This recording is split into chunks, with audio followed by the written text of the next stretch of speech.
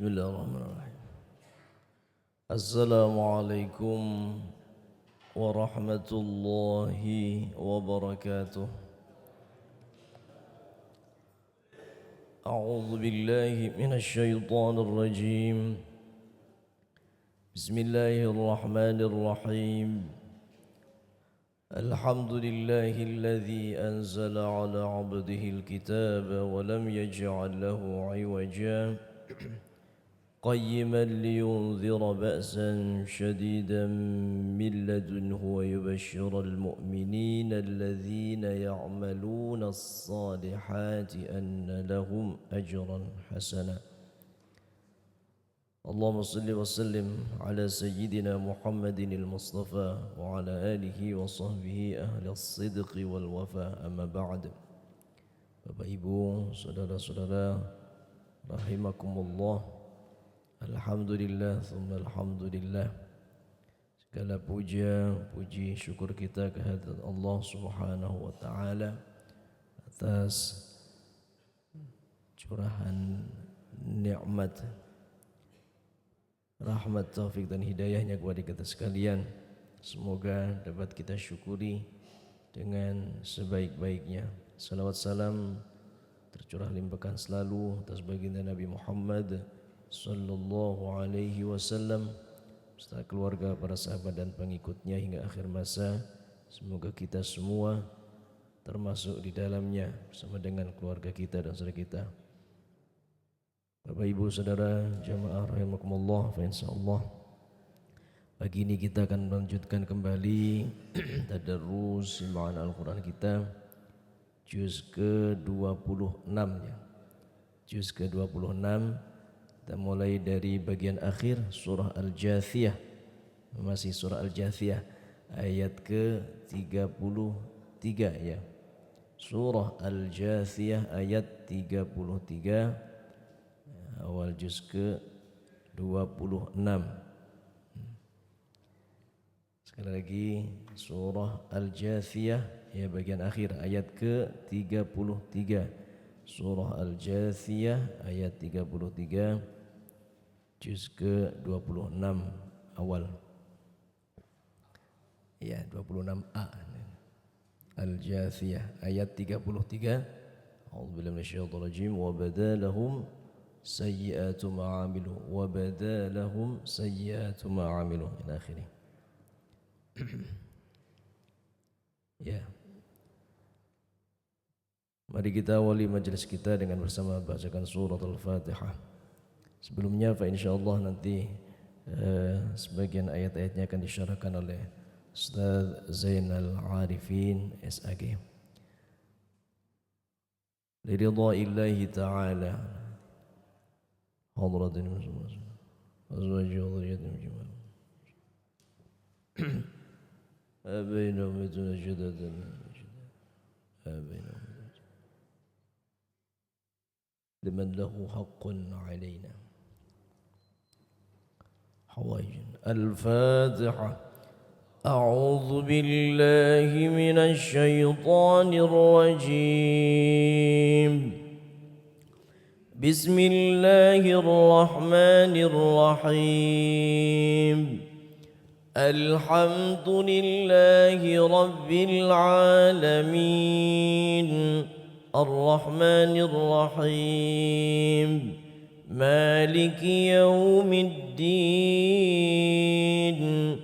إياك نعبد وإياك نستعين. اهدنا الصراط المستقيم. صراط الذين أنعمت عليهم غير المغضوب عليهم ولا الضالين.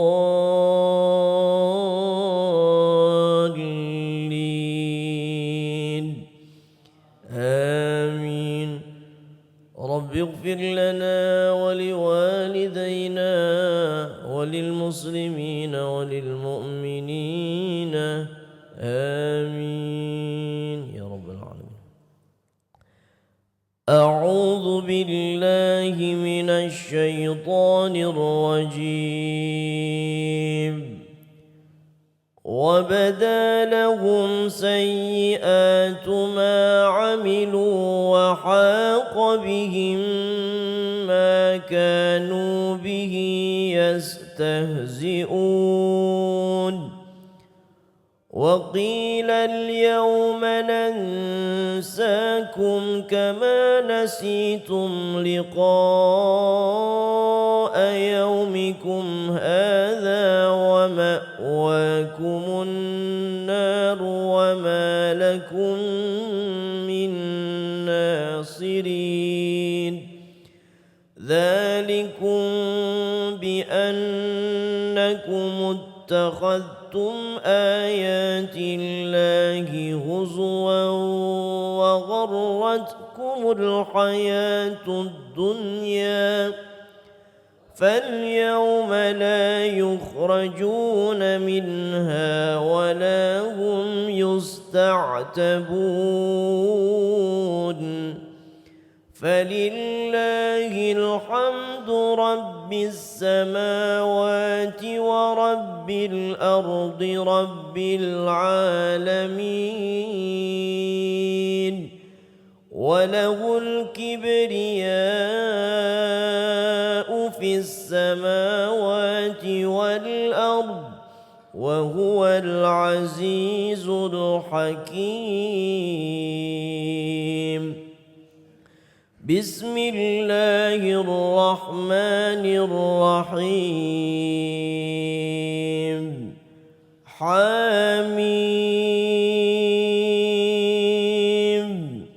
تنزيل الكتاب من الله العزيز الحكيم ما خلقنا السماوات والأرض وما بينهما إلا بالحق وأجل مسمى والذين كفروا عما أنذروا معرضون قل أرأيتم ما تدعون من دون الله أروني ماذا خلقوا من الأرض أم لهم شرك في السماوات ائتوني بكتاب من قبل هذا ائتوني بكتاب من قبل هذا أو أثارة من علم إن كنتم صادقين ومن أضل ممن يدعو من دون الله من لا يستجيب له إلى يوم القيامة وهم عن دعائهم غافلون وإذا حشر الناس كانوا لهم أعداء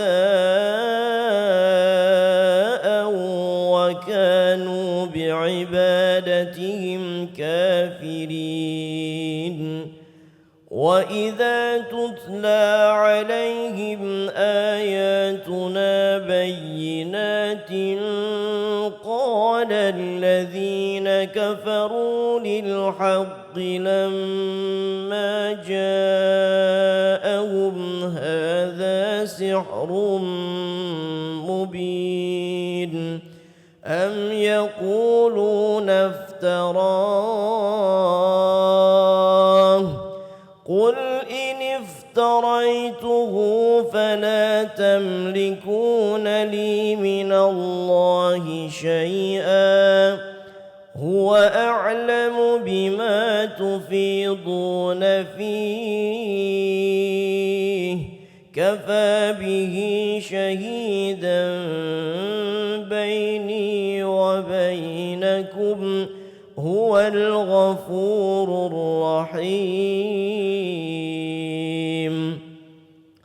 قل ما كنت بدعا من الرسل وما أدري ما يفعل بي ولا بكم إن أتبع إلا ما يوحى إلي وما أنا إلا نذير مبين قل أرأيتم إن كان من عند الله وكفرتم به وشهد شاهد من بني إسرائيل على مثله من بني إسرائيل على مثله فآمن واستكبرتم إن الله لا يهدي القوم الظالمين وقال الذين كفروا للذين آمنوا لو كان خيرا ما سبقونا إليه وإذ لم يهتدوا به فسيقولون هذا إفك قديم ومن قبله كتاب موسى إماما ورحمة وهذا كتاب مصدق لسانا عربيا لينذر الذين ظلموا وبشرى للمحسنين إن الذين قالوا ربنا الله ثم استقاموا فلا خوف عليهم ولا هم يحزنون أولئك أصحاب الجنة خالدين فيها جزاء بما كانوا يعملون ووصينا الإنسان بوالديه حسنا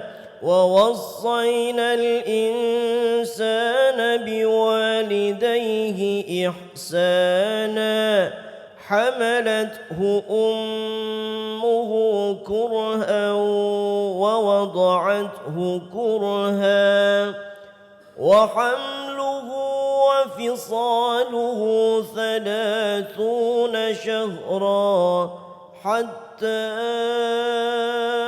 إذا بلغ أشده وبلغ 40 سنة قال رب أوزعني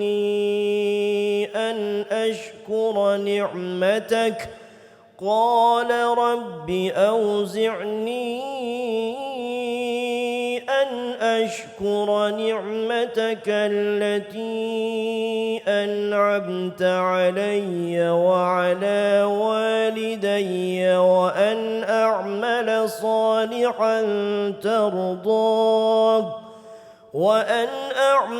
صالحا ترضاه وأصلح لي في ذريتي إني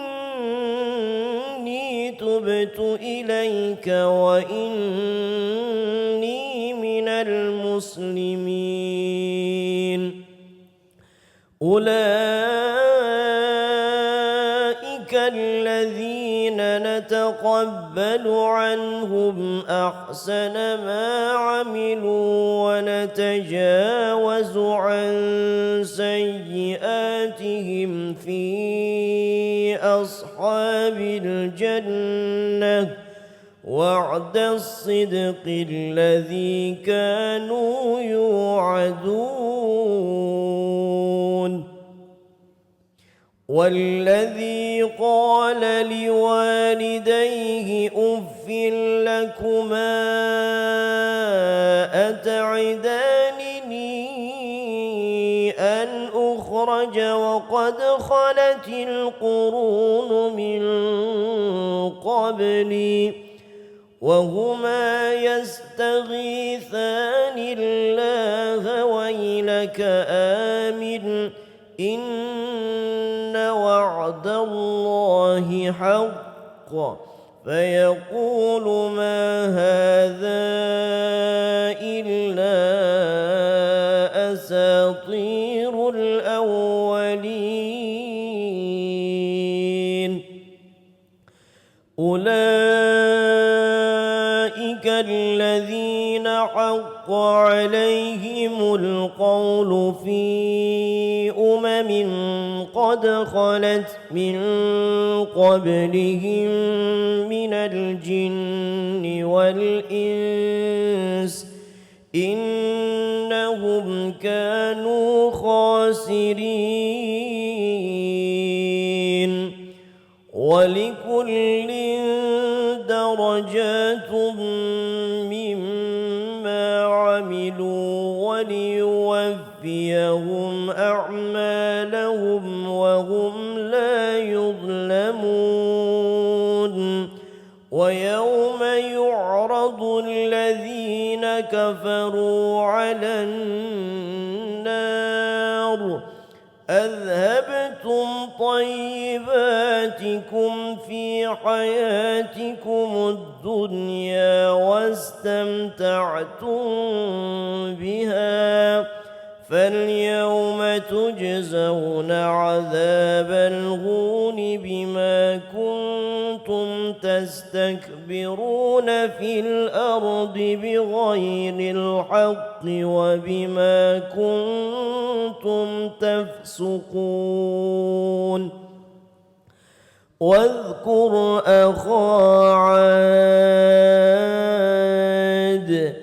إذ أنذر قومه بالأحقاف وقد خلت النذر من بين يديه ومن خلفه ألا تعبدوا إلا الله إني أخاف عليكم عذاب يوم عظيم.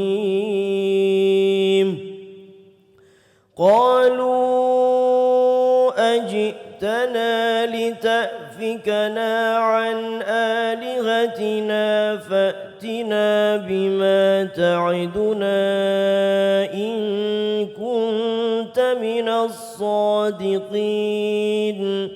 قال إنما العلم عند الله وأبلغكم ما أرسلت به ولكني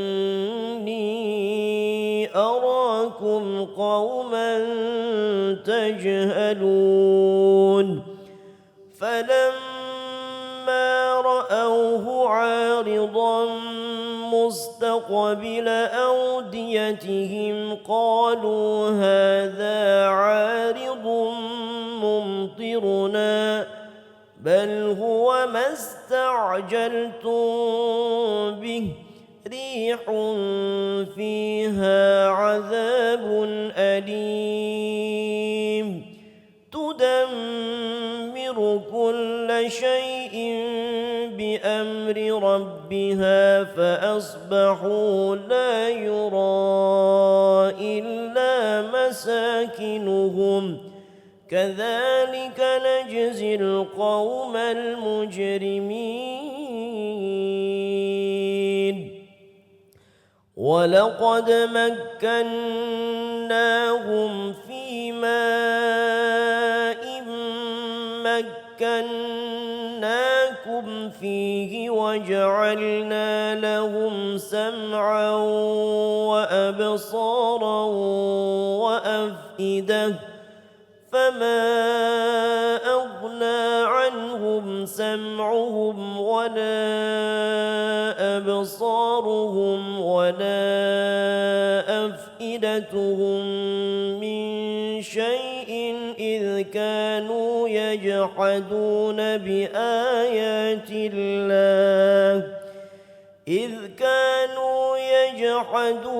بآيات الله وحاق بهم ما كانوا به يستهزئون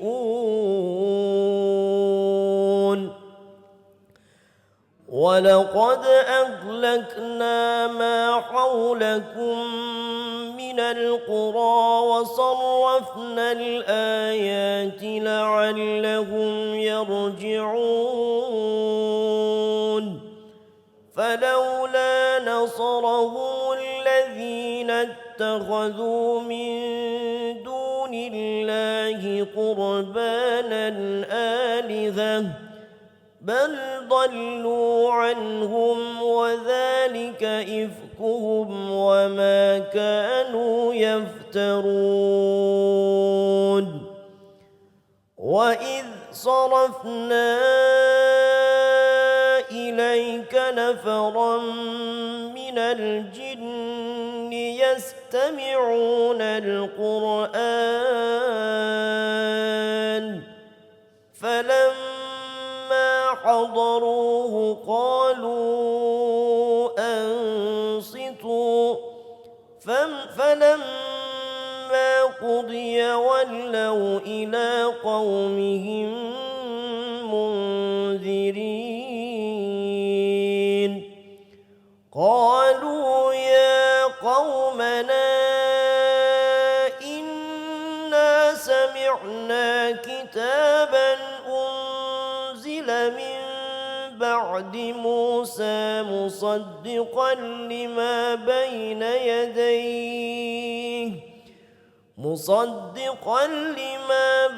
يديه يهدي إلى الحق وإلى طريق مستقيم يا قومنا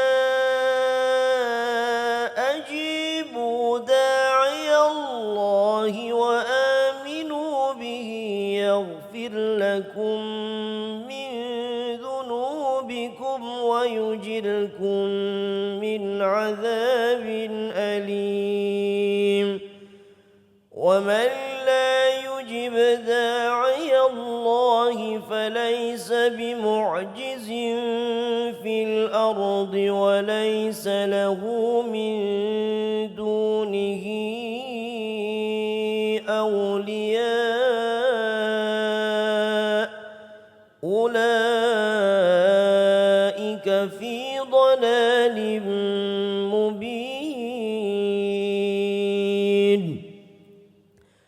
أولم يروا أن الله الذي خلق السماوات والأرض ولم يعي بخلقهن بقادر على أن يحيي الموتى بلى إنه على كل شيء قدير ويوم يعرض الذين كفروا على النار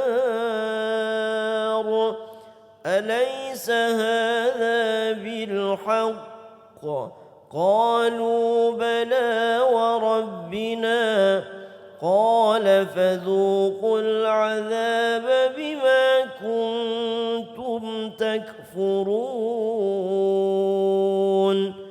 فاصبر كما صبر أولو العزم من الرسل ولا تستعجل فاستعجل لهم كأنهم يوم يرون ما يوعدون لم يلبثوا إلا ساعة من نهار بلاغ فهل يهلك إلا القوم الفاسقون.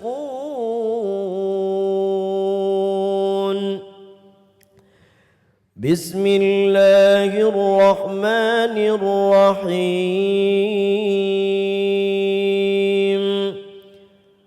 الذين كفروا وصدوا عن سبيل الله أضل أعمالهم والذين آمنوا وعملوا الصالحات وآمنوا بما نزل على محمد وهو الحق من ربهم كفر عنهم سيئاتهم وأصلح بالهم ذلك بأن الذين كفروا اتبعوا الباطل وأن الذين آمنوا اتبعوا الحق من ربهم كذلك يضرب الله للناس أمثالهم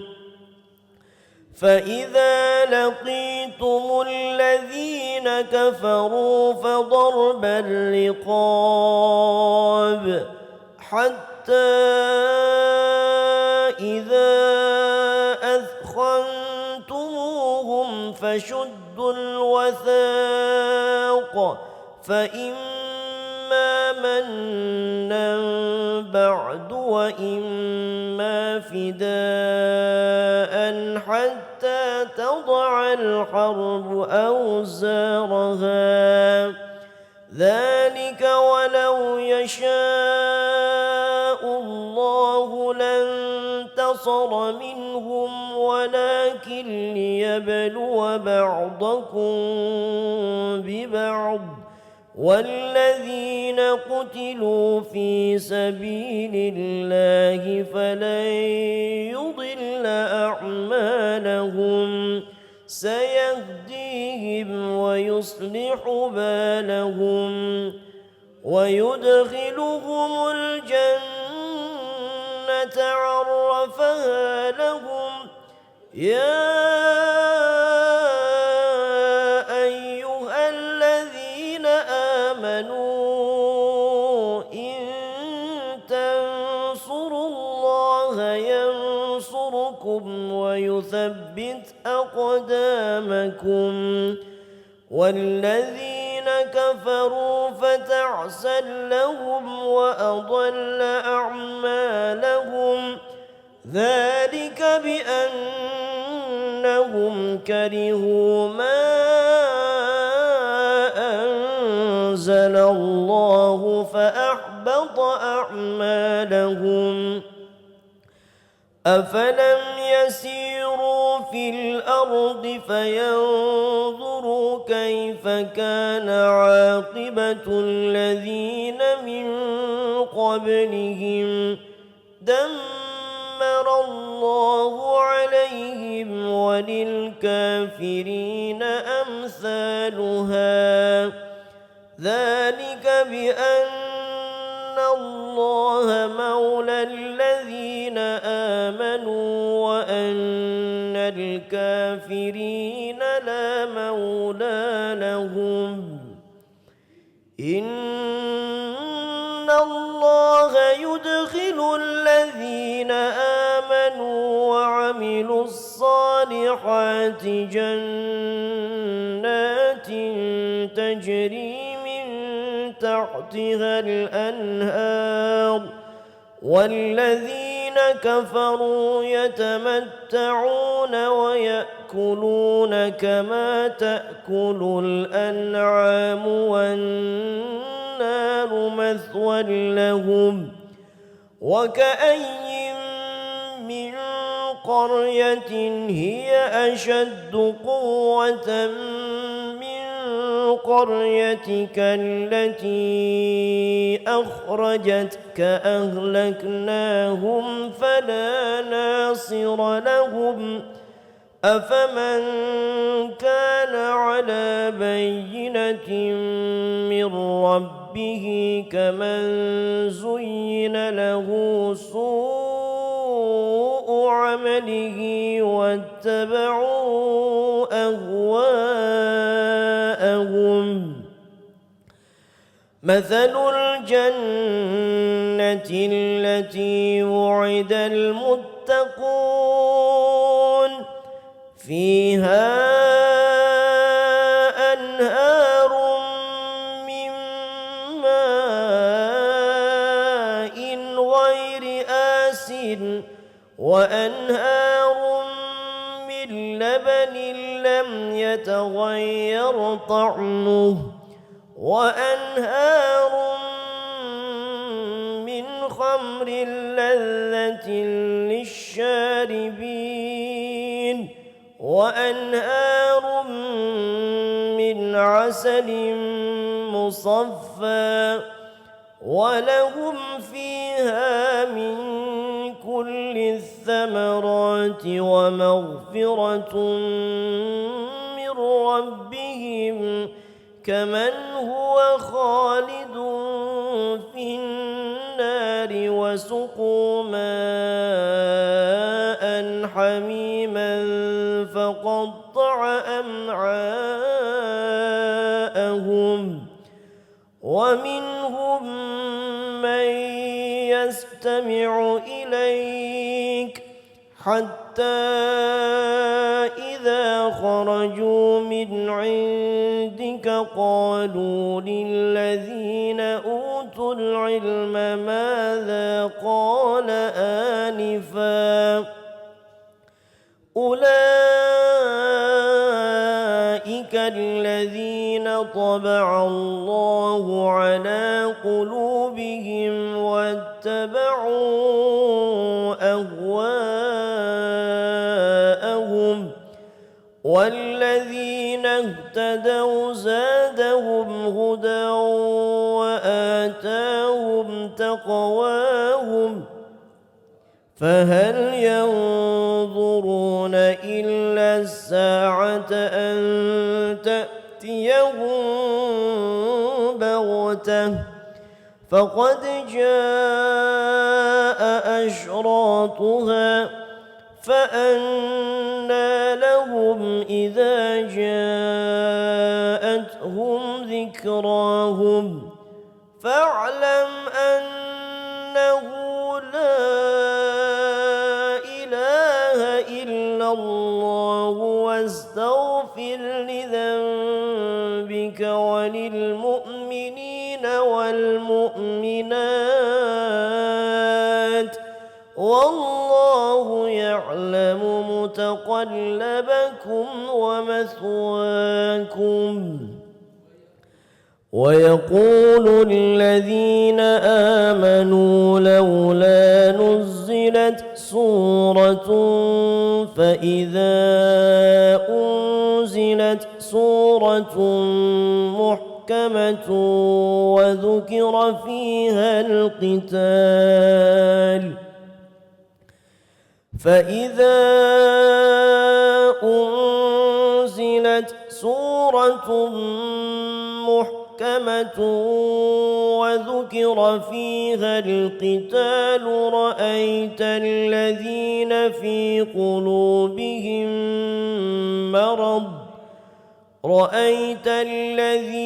في قلوبهم مرض ينظرون إليك نظر المغشي عليه من الموت فأولى لهم طاعة وقول معروف فإذا عزم الأمر فلو صدقوا الله لكان خيرا لهم فهل عسيتم إن توليتم أن تفسدوا في الأرض وتقطعوا أرحامكم أولئك الذين لعنهم الله فأصمهم وأعمى أبصارهم أفلا يتدبرون القرآن أم على قلوب أقفالها إن الذين ارتدوا على أدبارهم من بعد ما تبين لهم الهدى الشيطان سول لهم وأملى لهم ذلك بأنهم قالوا للذين كرهوا ما نزل الله سنطيعكم في بعض الأمر والله يعلم إسرارهم فكيف إذا توفتهم الملائكة يضربون وجوههم وأدبارهم ذلك بأنهم اتبعوا ما أسخط الله وكرهوا رضوانه فأحبط أعمالهم أم حسب الذين في قلوبهم مرض أن لن يخرج الله أضغانهم ولو نشاء لأريناكهم فلعرفتهم بسيماهم ولتعرفنهم في لحن القول والله يعلم أعمالكم ولنبلونكم حتى نعلم المجاهدين منكم والصابرين ونبلو أخباركم إن الذين كفروا وصدوا عن سبيل الله وشاقوا الرسول من بعد ما تبين لهم الهدى لن يضروا الله شيئا وسيحبط أعمالهم يا أيها الذين آمنوا أطيعوا الله وأطيعوا الرسول ولا تبطلوا أعمالكم إن الذين كفروا وصدوا عن سبيل الله ثم ماتوا وهم كفار فلن يغفر الله لهم فلا تهنوا وتدعوا إلى السلم وأنتم الأعلون والله معكم ولن يتركم أعمالكم إنما الحياة الدنيا لعب ولهو وإن تؤمنوا وتتقوا يؤتكم أجوركم ولا يسألكم أموالكم إن يسألكموها فيحفكم تبخلوا يخرج أضغانكم ها أنتم هؤلاء تدعون لتنفقوا في سبيل الله فمنكم من يبخل ومن يبخل فإنما يبخل عن نفسه والله الغني وأنتم الفقراء وإن تتولوا يستبدل قوما غيركم ثم لا يكونوا أمثالكم. بسم الله الرحمن الرحيم. إنا فتحنا لك فتحا مبينا ليغفر لك الله ما تقدم من ذنبك وما تأخر ويتم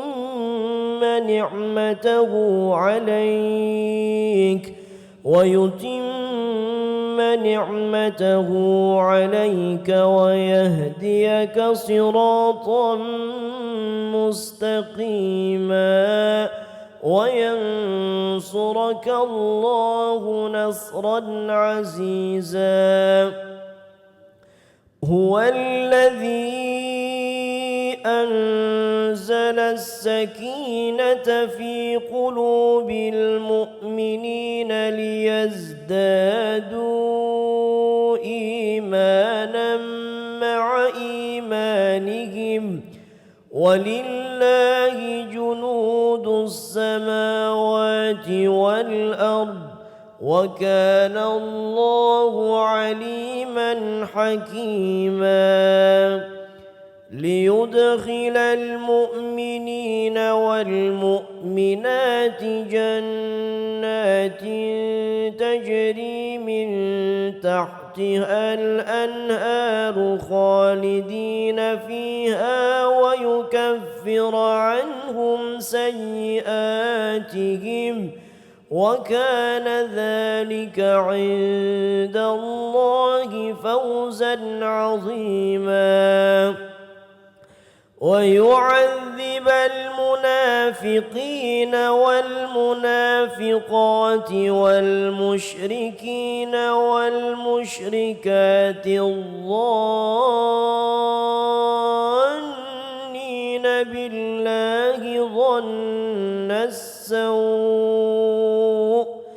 عليهم دائرة السوء وغضب الله عليهم ولعنهم وأعد لهم جهنم وساءت مصيرا. ولله جنود السماوات والأرض وكان الله عزيزا حكيما. إنا أرسلناك شاهدا ومبشرا ونذيرا لتؤمنوا بالله ورسوله وتعزروه وتوقروه وتسبحوه بكرة وأصيلا. إن الذين يبايعونك إنما يبايعون الله يد الله فوق أيديهم فمن نكث فإنما ينكث على نفسه ومن أوفى بما عاهد عليه الله فسيؤتيه أجرا عظيما صدق الله العظيم.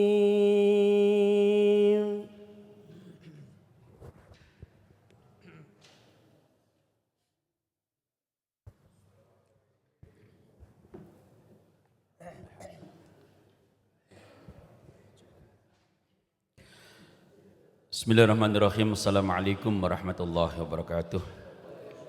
Alhamdulillahilladzi an'ama 'alaina bi ni'matil iman wa islam. Asyhadu an la ilaha illallah wahdahu la syarika lahu wa asyhadu anna Muhammadan 'abduhu wa rasuluh. Allahumma shalli ala Muhammad wa ala alihi wa ashabihi wa man tabi'ahul huda ila yaumuddin. Alhamdulillah, Bapak dan Ibu sekalian, kita telah bersama-sama menyimaknya Allah Subhanahu wa taala. Dalam pagi hari ini kita dihidangkan dengan ayat-ayat Allah Subhanahu wa taala. Kita telah membaca surat Al-Ahqaf 1 sampai 35, Muhammad 1 sampai 38 dan Al-Fat 1 sampai 10 serta tadi 5 ayat sebelumnya di akhir surat tadi kita baca. Dalam kesempatan yang mulia ini sebenarnya banyak sekali nih kandungan-kandungan dari ayat-ayatnya Allah Subhanahu wa taala ini. Termasuk di dalamnya dalam surat Al-Ahqaf 13-14 itu bahwasanya Allah berfirman, orang-orang yang menyatakan beriman kepada Allah dan istiqomah, dia tidak khawatir tentang dunianya, tidak khawatir tentang akhiratnya, tidak bersedih hati terhadap yang mereka tinggalkan ketika dipanggil oleh Allah, dan bahkan Allah masuk ke dalam surganya Allah Subhanahu wa taala. Ayat 15-nya tentang perintah berbakti kepada kedua orang tuanya, termasuk di dalamnya adalah kematangan cara berpikir kita di umur 40 tahun, nah, itu ada, dan doanya tidak saya doa syukur kita, Rabbi auzi'na nashkura ni'mataka allati itu ya, yang biasa saya baca waktu Imam Mimrah juga saya baca itu beberapa hari ini. Nah, dalam kesempatan yang mulia ini saya akan membahas ayat Al-Ahqaf ayat 29, 30 dan 31. Ini sangat menarik ya. A'udzu billahi minasyaitonir rajim. Bismillahirrahmanirrahim. Wa idh sarafna ilaika nafaran minal jinni yastami'una al-Qur'an falamma hadaruhu qalu ansitu falamma qudiya wallaw ila qaumihim mundirin qalu ya qaumana inna sami'na kitaban unzila min ba'di Musa musaddiqan lima bayna yadayhi yahdi ila al-haq wa ila tariqim mustaqim ya qaumana ajibu da'i Allahi wa aminu bihi wa yaghfir lakum min dhunubikum wa yujirkum min adabin alim. Ya. Kurang lebih ayatnya artinya begini. Dan ingatlah ketika kami menghadapkan kepadamu Muhammad, ya, serombongan jin yang mendengarkan bacaan Al-Quran, maka ketika mereka menghadiri pembacaannya, mereka berkata kepada teman-temannya, diam kamu ya, untuk mendengarkan ayat Allah. Maka ketika telah selesai, mereka kembali kepada kaumnya untuk memberikan peringatan. Mereka berkata, wahai kaum kami, sungguh kami telah mendengarkan kitab Al-Quran yang diturunkan setelah Musa dan membenarkan kitab-kitab yang datang sebelumnya, membimbing kita kepada kebenaran dan kepada jalan lurus. Maka wahai kaum kami, terimalah seruan ini, seruan Nabi Muhammad yang menyeru kepada Allah, dan berimanlah kepadanya, niscaya dia akan mengampuni dosa-dosamu dan melepaskan kamu dari azab yang pedih. Inilah ternyata memang sudah terbukti dengan sangat bahwa Allah Subhanahu wa taala ketika menurunkan Al-Qur'an itu mampu memberikan hidayah, petunjuk kepada siapapun makhluk Allah Subhanahu wa taala, baik manusia maupun jin. Ya. Allah Subhanahu wa taala ketika memberikan hidayah, petunjuk itu adalah salah satunya adalah mendengarkan keajaiban ayat-ayat Allah Subhanahu wa taala. Ada kalanya Allah tegur dengan musibah. Ada kalanya Allah berikan sesuatu yang tidak mengenakan bagi dia sehingga dia bangkit dan kembali kepada Allah Subhanahu wa taala. Nah, ayat ini rupanya dalam sebuah hikayatnya ketika Rasulullah sallallahu alaihi wasallam ditinggal oleh orang-orang yang dicintainya, termasuknya adalah Siti Khadidah dan pamannya. Ketika itu beliau berdakwah di Taif. Barangkali karena sudah tidak ada perlindungan lagi di Mekah, karena orang-orang yang dicintai yang selama ini membantu baik dari hartanya, dari ketokohannya, sudah tidak ada lagi, beliau dakwah ke Taif. Dengan harapan di Taif mendapatkan diterimanya dakwah Rasulullah SAW, tapi ternyata tidak. Justru di Taif Rasulullah SAW dilempari dengan batu, kakinya berdarah-darah dan sebagainya. Maka ketika kembali ke Mekah, sampai di pinggiran Mekah yang berada di kota Na'lah kalau nggak salah ya. Di kota Na'lah itu Rasulullah SAW sholat subuh di sana. Nah, ketika sholat subuh itu Rasulullah SAW membaca surat Ar-Rahman. Ketika pas ayat fabi ayyi ala'i rabbikuma tukadziban, maka jin itu menjawab, ya. Dan tidak sesuatu pun dari nikmat-Mu wahai Tuhan kami yang kami dustakan, dan bagimu segala puji. Ini hadis riwayat Baihaqi, ya. Ketika sholat subuh itu rupanya ketika manusia sudah tidak lagi mengikuti seruan Rasulullah SAW, Allah mengutus pimpinan 7 jin ketika sholat subuh itu, ya. Dan itu tidak sepengetahuan Rasulullah SAW. Rasul baru tahu ketika ayat ini turun. Dia nggak tahu. Rasulullah nggak tahu kalau dia ada jin yang datang dan mendengarkan ayat-ayatnya. Ya, maka dalam ayat ini kan jelas sekali dengarkan. Dan ingatlah ketika kami hadapkan kepadamu Muhammad, Allah menghadapkan jin itu kepada Rasulullah Sallallahu Alaihi Wasallam. Ya, dihadapkan. Ketidakdalam itu mendengar ayat tadi Ar-Rahman itu. Ya. Inilah yang dikatakan bahwasanya ketika Allah memberikan petunjuk, dan inilah keajaiban ayat Al-Quran. Allah memberi petunjuk kepada siapa saja yang dia kehendaki, termasuk adalah jin ini. Ya. Ketika jin ini, para pemimpin jin ini setelah mendengar itu, dia ceritakan, saya mendengar ayat-ayat Al-Quran yang diturunkan setelah Musa, ya, yang membenarkan tentang musaddiqal lima baina yadayhi, yang membenarkan kitab-kitab terdahulu. Maka berimanlah kamu wahai kaumku, kata pimpinan jin itu, insya Allah kamu akan diampuni dosanya oleh Allah Subhanahu wa taala, dan bahkan kamu dihindarkan, dilepaskan dari azab neraka. Nah.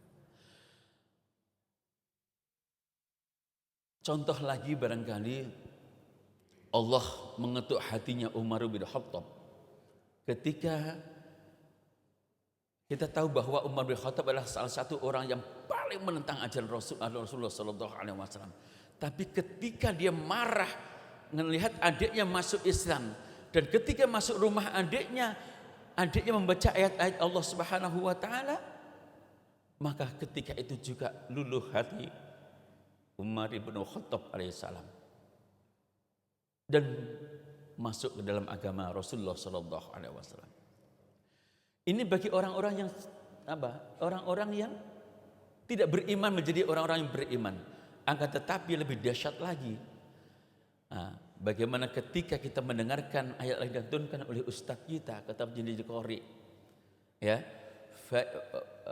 wa idza dzukirallahu wajilat qulubuhum wa idza tuliyat alaihi ayatu zadatuhum imana. Maka ketika orang-orang beriman itu ya, masing-masing sudah beriman kepada Allah Subhanahu wa taala, ketika disebut nama Allah, bergetarlah hatinya. Ya, kadang hati kita merinding. Wa idza tuliyat ayatihi zadatuhum imanan. Dan ketika dibacakan ayat-ayat Allah Subhanahu wa taala, zadatuhum imanan, maka bertambahlah iman mereka.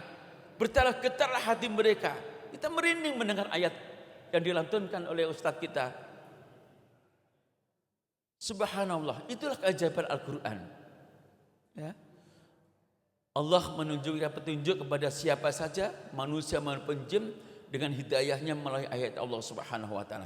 Yang sudah beriman ditambah lagi, ya. Tadi di ayat Al-Fatah, huwallazi anzala sakinata fi qulubil mu'minin. Allah lah yang menambahkan, wallazi anzala sakinah, yang memberikan ketenangan kepada hati orang-orang yang beriman. Apa setelah diberi ketenangan itu? Liyazdadu imanan ma'a imanihim. Allah berikan tambahan iman mereka dengan bekertanya hati kita mendengar ayat-ayat Allah Subhanahu wa taala, ya. Bertambah iman yang sudah ada, tambah lagi nilai keimanannya kepada Allah Subhanahu wa taala. Subhanallah. Allah sudah sampaikan dalam Al-Qur'an seperti ini, ya. Dalam ayat lain, dalam surat Jin 1 sampai 2 itu, inna sami'na Qur'anan ajaba, sesungguhnya saya mendengar Al-Qur'an yang menakjubkan itu. Yahdi ila rusydi ma fa'amanna bihi wa lan tusyrik bi rabbih ahada. Ya. Sesungguhnya kami telah mendengarkan Al-Qur'an yang menakjubkan, yang memberi petunjuk kepada jalan yang benar, yahdi ila rusydi. Lalu kami beriman kepadanya, dan kami sekali-kali tidak akan mempersekutukan sesuatu pun dengan Tuhan kami. Ya. Maka ketika kita dibacakan ayat Al-Qur'an, Bapak Ibu sekalian, ya, seperti difirmankan oleh Allah Subhanahu wa taala, wa idza quri'al Qur'anu fastami'u, maka jika dibacakan ayat-ayat Allah Subhanahu wa taala yaitu Al-Qur'an, fastami'ulah, maka dengarkanlah bacaan ayat Al-Qur'an itu, wa ansitu, dan diamlah, seperti bagaimana pemimpin jin itu menyuruh kepada kaumnya, diam kamu, saya lagi mendengarkan ayat Allah Subhanahu wa taala, ya. La'allakum turhamun, agar kalian mendapatkan rahmat dan kebahagiaan dari Allah Subhanahu wa taala. Nah, inilah keajaiban Al-Qur'an. Tetapi Bapak Ibu sekalian, ada juga Bapak Ibu yang mereka tiap hari dibacakan Al-Qur'an, tiap hari mendengarkan seruan salat, rumahnya bukan jauh dari masjid, dekat masjid, depan masjid, kanan kiri masjid, belakang masjid, ya. Namun tidak juga beranjak dari seruan Allah Subhanahu wa taala. Maka jangan sampai kata Allah, khatamallahu ala qulubihim wa ala sam'ihim wa ala sam'ihim wa ala absarihim ghishawatu wa lahum adzabun alim. Allah telah mengunci hati mereka, mengunci pendengaran mereka, penglihatan mereka telah tertutup, dan mereka akan mendapat azab yang sangat berat. Na'udzubillah summa na'udzubillah. Ya. Kita harus bisa merasa, ya, kolbu kita, ruh kita harus bisa merasa dan bertindak sesuai dengan ajaran-ajaran Allah Subhanahu wa taala, ya. Maka kita sering diwiridkan, diajarkan oleh para ulama kita, apa wiridannya? Ya Latif, ya Latif, ya Latif, ya Latif. Artinya apa? Ya Allah yang maha lembut, yang lembutkanlah hati kami, lembutkanlah lisan kami, lembutkanlah akhlak kami, lembutlah perilaku kami. Hanya Allah yang mampu memberikan, menggiring kita, mengajarkan kita untuk sebuah kelembutan dalam hati kita.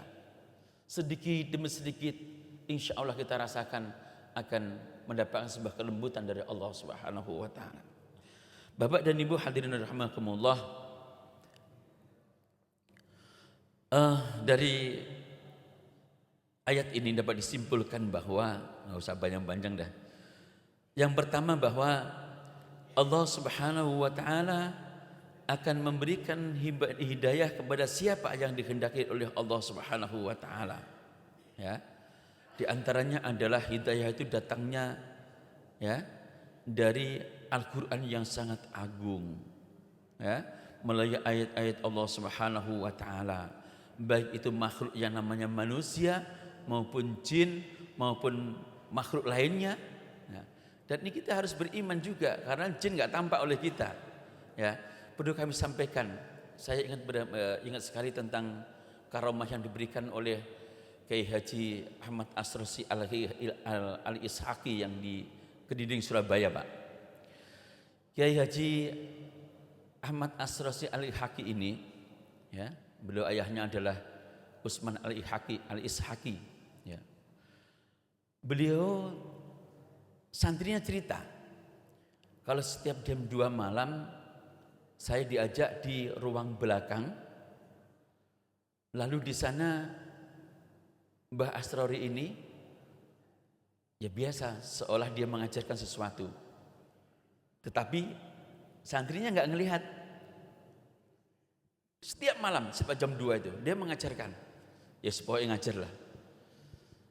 Lah ini Mbah Yai ngapain ya kok ngomong sendiri dan sebagainya.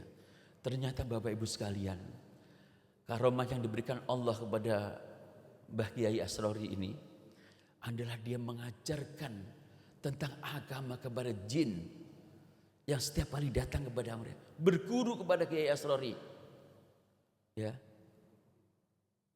Ketika bertanya, lalu diusaplah muridnya ini matanya, dia lihat itu makhluk Allah. Mana namanya makhluk Allah, jin itu yang enggak sempurna. Ada yang telinganya panjang, ada yang kepalanya besar, ada yang perutnya buncit dan sebagainya. Ada yang bogel. Karena kita adalah termasuk orang manusia ahsanul takwim, ahsanul khaliqin. Sebaik-baik cintaan Allah Subhanahu wa taala. Sebaik-baik ciptaan Allah Subhanahu wa taala. Manusia ini kita bersyukur, kita lengkap, telinga kan sesuai dengan dengan tubuh kita, kepala kita sesuai dengan tubuh, badan kita juga sesuai semuanya. Semuanya sempurna ciptaan manusia itu. Subhanallah. Mudah-mudahan kita semua diberikan oleh Allah Subhanahu wa taala dengan bacaan-bacaan ayat-ayat Al-Qur'an yang setiap ahad pagi kita baca ini akan liyazdatu imanan ma'a imanhim, akan bertambah nilai keimanan yang sudah ada ini semakin bertambah dan mudah-mudahan sempurnalah keimanan kita di hadapan Allah dan kelak dipanggil oleh Allah Subhanahu wa taala dalam keadaan husnul khatimah. Amin amin ya rabbal alamin. Kurang lebihnya mohon maaf minkum. Wassalamualaikum warahmatullahi wabarakatuh.